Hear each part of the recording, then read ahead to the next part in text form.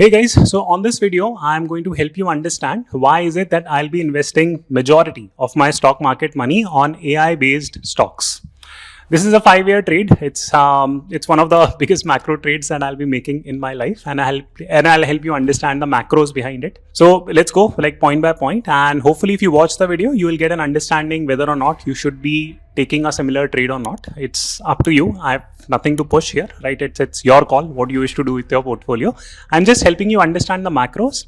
I feel that we are at a very pivotal moment in 2025 where AI bull run hasn't really happened. Some of the AI companies have proven their mettle or worth, and going forward, this AI revolution is really going to blow up.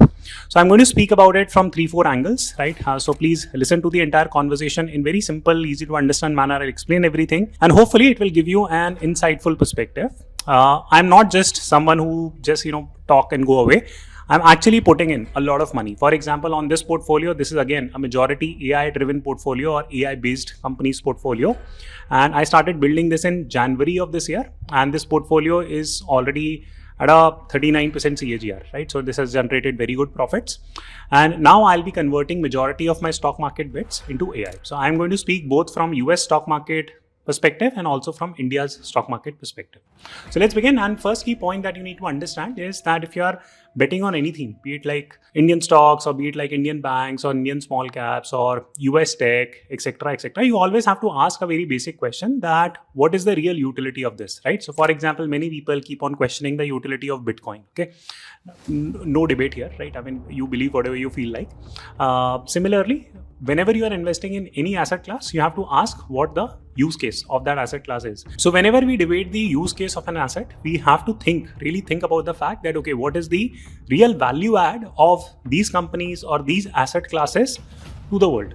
So for example, let's pick the case study of Internet 1.0, which was basically like you had physical textbooks, to convert them into website, right? And people go and read those physical textbooks on the internet. This was Internet 1.0. Then what was the use case? That, okay, you have like this book sitting somewhere in Dubai. So I'm currently in Dubai. So now you want to read this book in like India. So yeah, if I have uploaded my book, you can also read it from India. So that's a use case, right? Then came Internet 2.0, right? So this is where companies like Amazon, e-commerce, Zepto, all these Uber, all these companies came in. Now we are in Internet 3.0, okay? And this is being powered by AI revolution. So natural question or the first key point to keep in mind is that, hey, does AI have real use case? The short answer is yes. In the next 5 years, are we going to see like robotics or automation pickup? Short answer is yes. Are we going to see growth of data centers? The short answer is yes. Right? Are we going to maybe start seeing like robo taxis? Are we going to see like drone delivery happening? Maybe, right? So all these things are powered by AI. So AI has a real use case. That's point one. Then comes question number 2, that okay, fine, great, AI has a use case. Who will it benefit the most? So here you need to understand the concept of something called as power laws. Okay, now this always works. For example, if you go back to Internet Revolution 1.0 / Internet Revolution 2.0, who were the major beneficiaries, right? So I mean, these were like Zuckerbergs, these were like Jeff Bezos, these were like Apple guys, these were like Amazon, all these guys, right? So I mean, they were the ones who were aggregating a lot of benefits to them. Now, if you go back, right? I mean, if you go back to like the 20th century, right? And then that was the Ford's factory model, right? So they automated the factory assembly model. So companies like Ford came into the equation. Then before that, there were companies like, there were entrepreneurs like Rockefeller who aggregated like a lot of things, right? Railways, roads, bridges, infrastructure, pipeline layout, right? So they benefited quite a lot. So power law has worked. Power law in very simple word means that there will be a handful of companies who will command a lot of value. And if you go back to like 1900s, maybe the set of companies were like 50, right? In Internet 1.0, they would be like maybe 25. Going forward, there will be like 6, 7. Okay, so that is how power law works. And this reflects in the society itself, right? I mean, for example, if you think about it from income distribution standpoint, you will clearly see that top 0.5% people are making more and more money, but the bottom 99.5% people are making less and less. Okay, so this is the reality, and power law will go absolutely on steroids because of AI revolution. So trying to answer the question that who will AI revolution benefit first? So I think there will be like 3 enterprises that will benefit from AI revolution. One would be the rich billionaires or multi-billionaires now, like billionaires are like old term. There will be creation of new trillionaires. Okay, so that's one category that will categorically benefit due to this power law. The second category of people who would benefit would be the governments, right? Now, why? Because AI is actually bringing a productivity add into the society. Now you'll say that, okay, this looks like, what you're saying doesn't make sense. How is AI bringing real productivity in the world?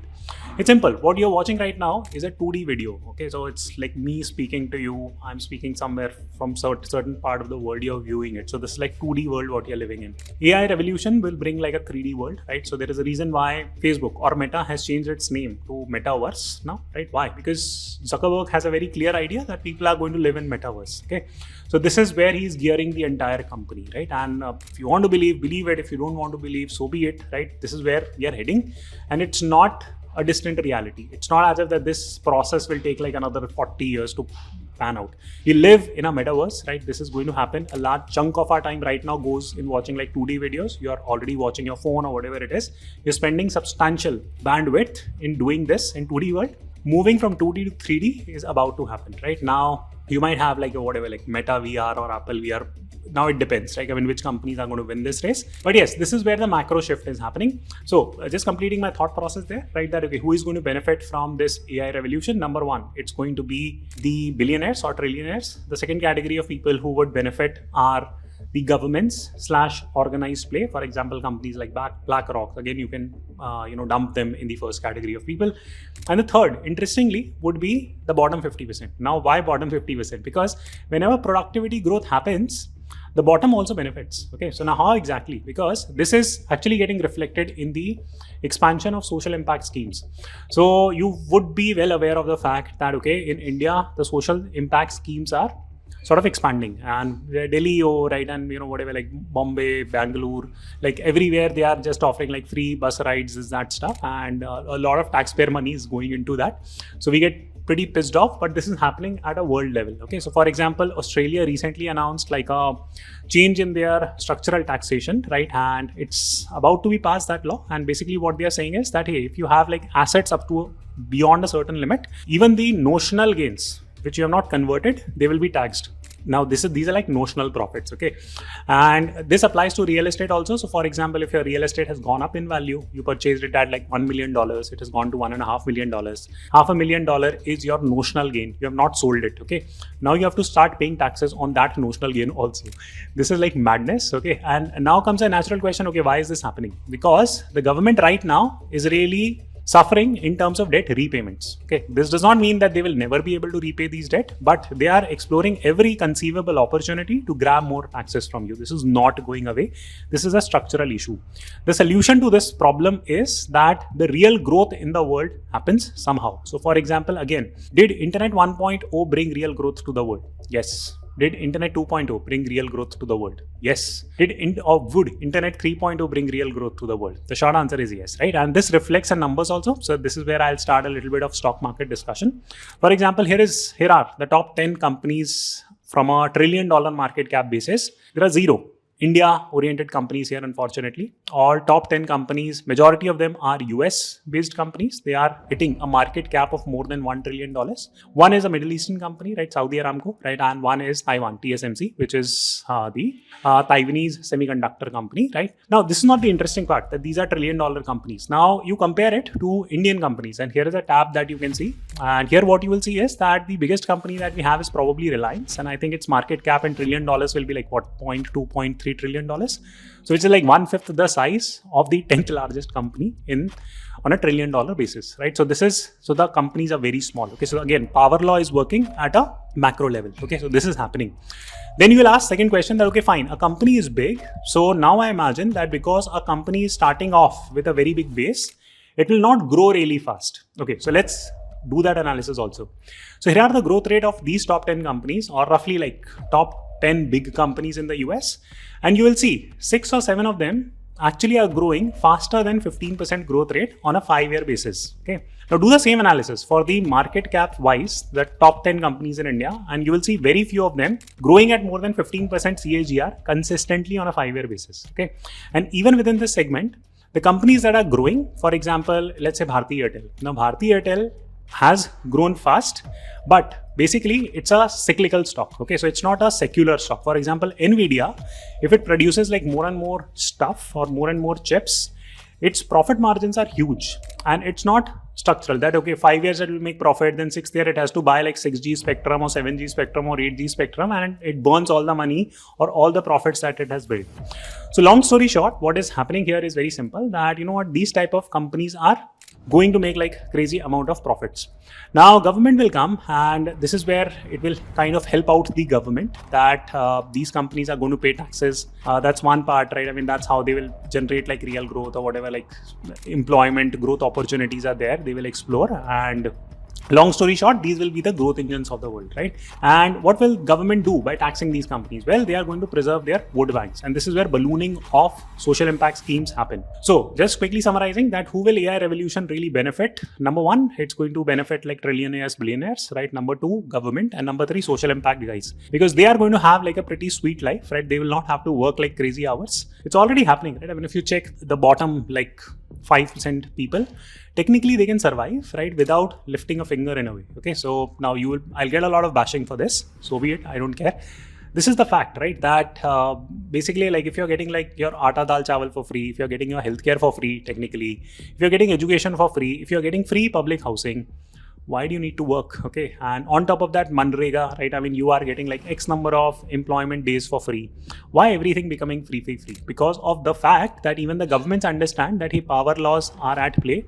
The top 1% are going to make crazy amount of money. The rest, like whatever, like 60, 70%, 80% people will pay taxes, remainder 20% will survive on freebies, right? So this is how it will be. It's a very disoriented viewpoint, but honestly, the life will still be okay. Okay, it's not as if that, you know, life will be bad, right? Because every time there is productivity enhancement in the world, right, it kind of adds more value to humanity in a way. Okay, now what do I mean by that? For example, if you go back, study like history, right, even the richest Roman kings were not living very good life. They did not have ACs, so to say, or they did not have like Western commodes, okay, and they did not have like, you know, running water all the time. Now one could argue that everyone is getting like water, some bit of electricity, food shortage is not there in majority of the cases.